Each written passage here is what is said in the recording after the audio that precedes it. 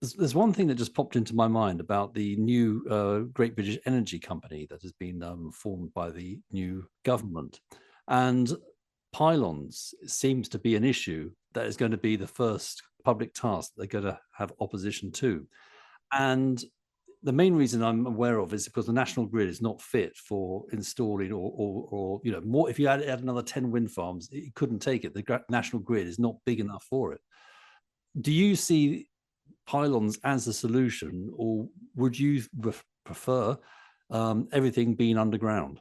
Oh, this is a really complex question, but it's a really valid one, and it's definitely topical because of the statement that's been made.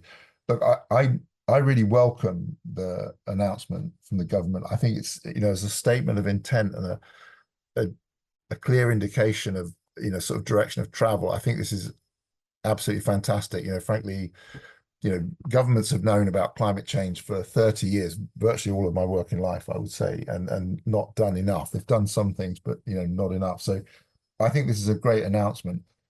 And it does cover everything from wind turbines, nuclear power, through to rooftop solar. So I think what needs to happen now, because there are going to be issues. We already have issues with wind turbines in the north of Scotland and in the North Sea that can't generate because of the transmission constraints.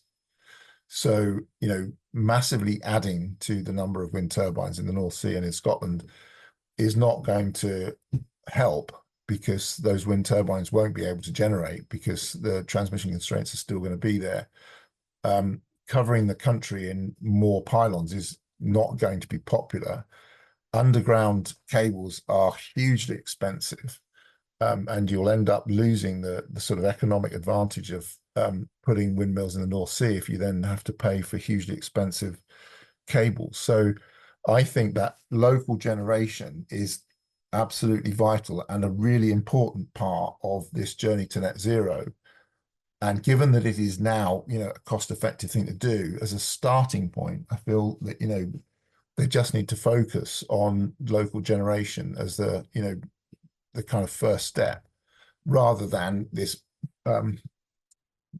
big plans in terms of new nuclear power stations or big wind turbines. So that would be where I would want to see them focus their efforts in the first instance, because otherwise the wind turbines are going to take a while to develop anyway, and the planning constraints and the constraints on the grid are, certainly going to push this project out into the sort of 2030s. So the first step has got to be to focus on helping people to reduce waste and also to produce more energy locally and take the load off of the grid, because it's not actually just those big transmission lines that are a problem. Even the local transmission lines, the local distribution lines connecting our houses into that those big transmission lines will become overloaded because of things like EV charge points, heat pumps, the decarbonisation of transport and of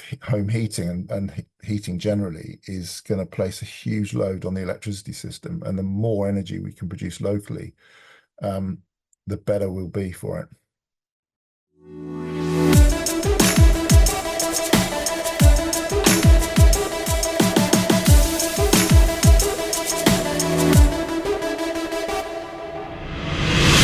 Voice. Let's go. Voice FM.